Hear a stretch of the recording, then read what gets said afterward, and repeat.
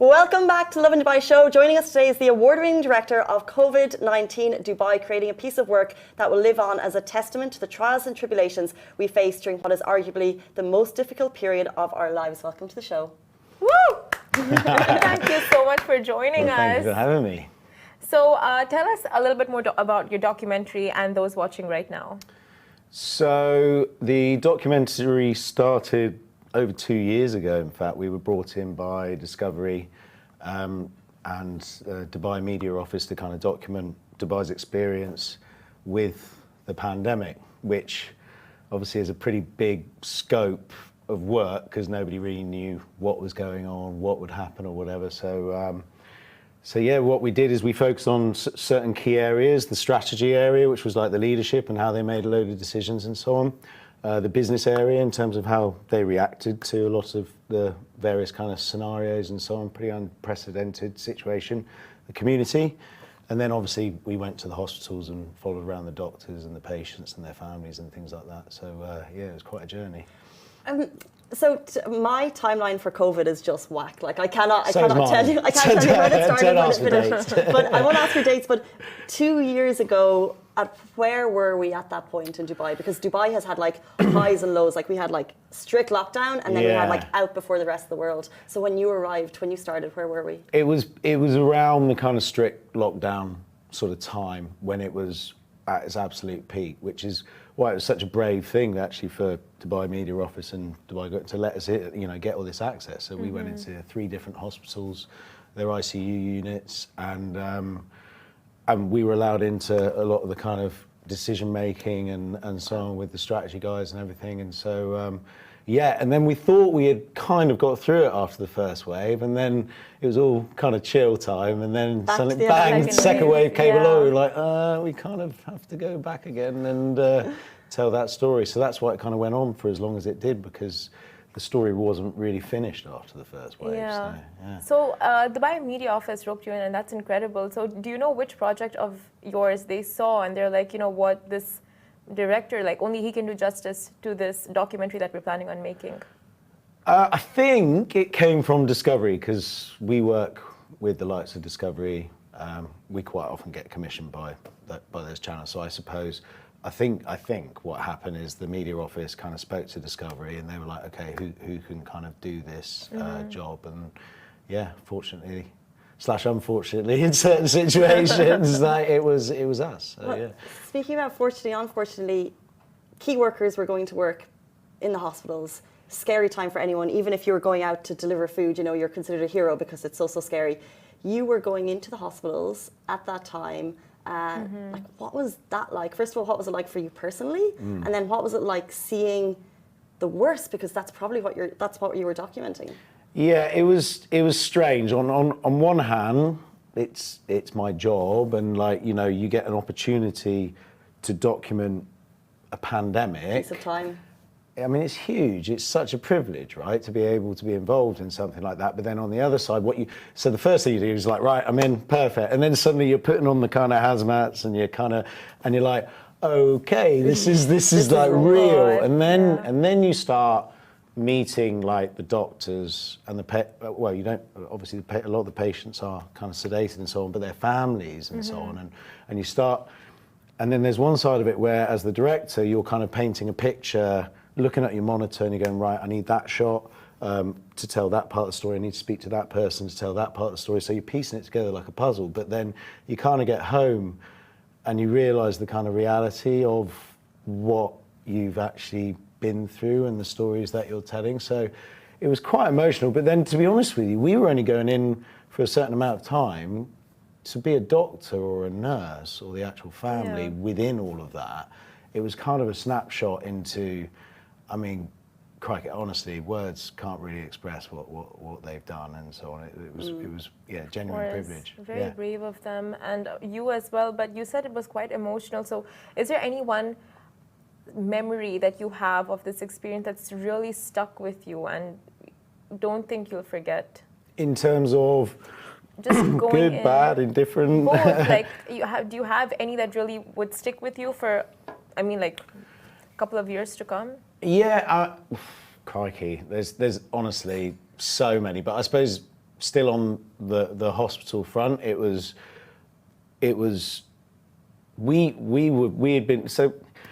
We would go in some mornings, and obviously 1 or 2 patients might not be there anymore that we had filmed with the day before, and so kind of getting used to that was pretty full on. But what we wanted to do was find patients that would recover and document that journey where they recover and the patients' families and stuff. And one of the patients and his brother-in-law was amazing. Let us into, I mean, that's the thing, to be that vulnerable. And they don't know whether we're going to do a good job or not, like, in terms of telling that story at that point in time, but then to let us into their lives. And what had happened is that his brother actually had a really bad turn for the worse that morning. And that was at a point where we were allowed in the ICU, but obviously the patients' families weren't allowed in the ICU. God. So we were getting information and finding out stuff and going and seeing the patients' families. So I mean, Wow. that to me was like a really kind of weird scenario, but fortunately he did recover. But that morning, both of his kidneys had failed and so on, and so we were kind of coming out. The doctor was like, "It's not good news. Do you mind us filming this?" And he was like, "Yes, it's fine." But then, that for me as a kind of documentary filmmaker definitely was like, you start thinking, what, is this right? But then you've got to tell that story and you've got to do it justice. And that was their motivation as well. Of like, a lot of people were saying this isn't such a dangerous thing. Oh, it's okay and stuff. But then actually that was the motivation of the patient's family. It was very brave of them to say, actually, no, this is why, like, we've got to take this thing seriously, So, yeah. Dubai has, of course, been praised for how the government reacted to the pandemic, and we as people have felt very fortunate to be here. You're saying you were there for the strategy. What was it like behind the scenes? And like, where are we talking about? Like up high, like top of Genera's Tower? They've never let me in those meetings. What was it like behind the scenes in the strategy meetings?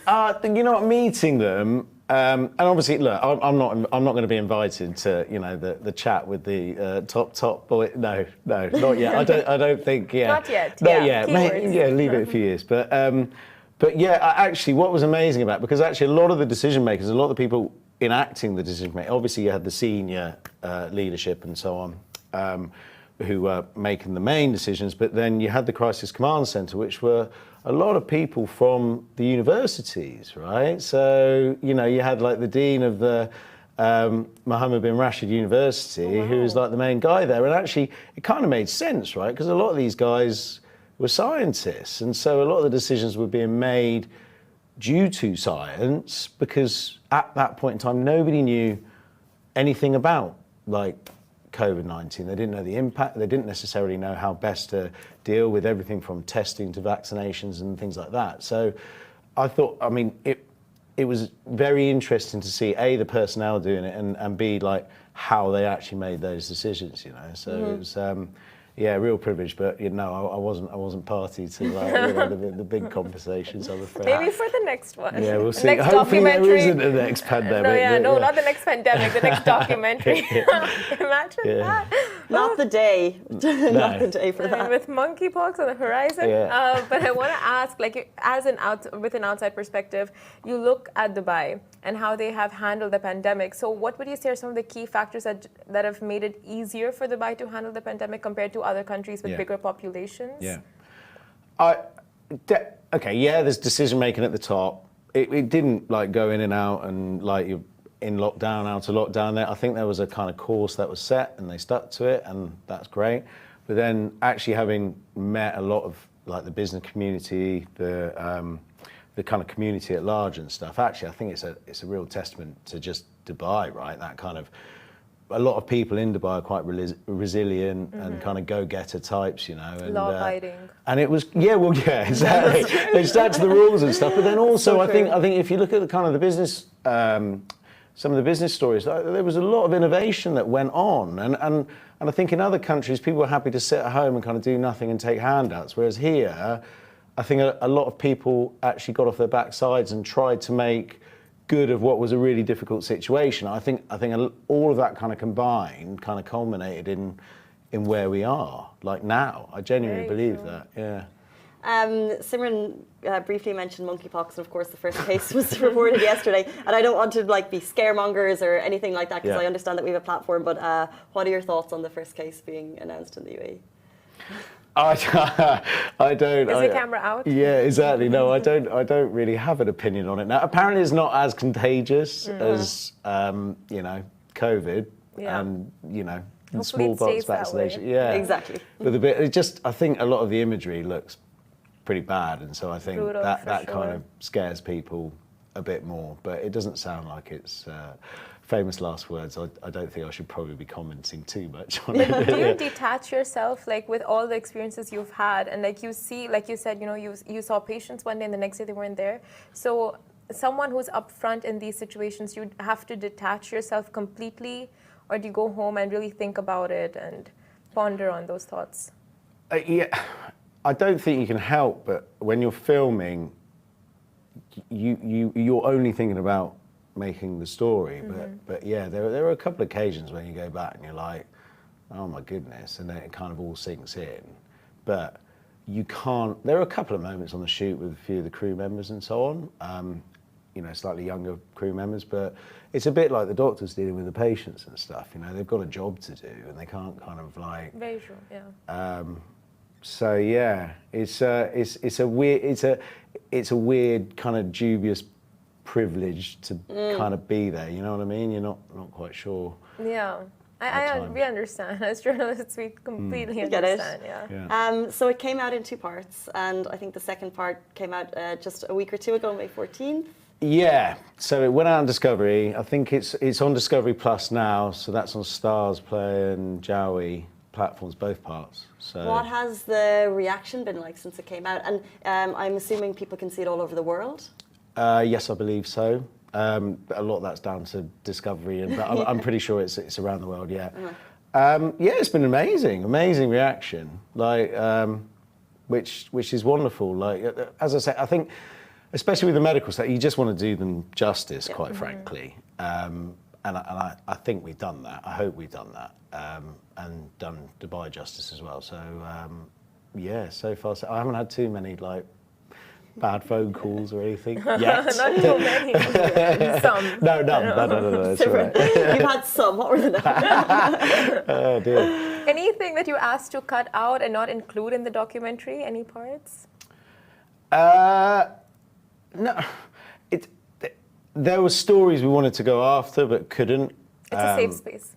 It's not that safe. Like with anything, right? You can't. You want to go after a load of different stories, and sometimes you can, sometimes you can't. Sometimes people are willing to kind of put themselves out there. Sometimes people aren't. So yeah, that's just the mold of making a documentary. You start off with a full plan. You literally write 20, 30 pages worth of a treatment of how this whole thing's going to pan out, and it never pans out that way. You have to be reactionary to the situation, and that's because some people. But I'm not going to name names, I'm afraid. So nice try. But look, no. In all, it's a 2-part documentary. It's available on Discovery, Stars Play, and it's out now for your viewing.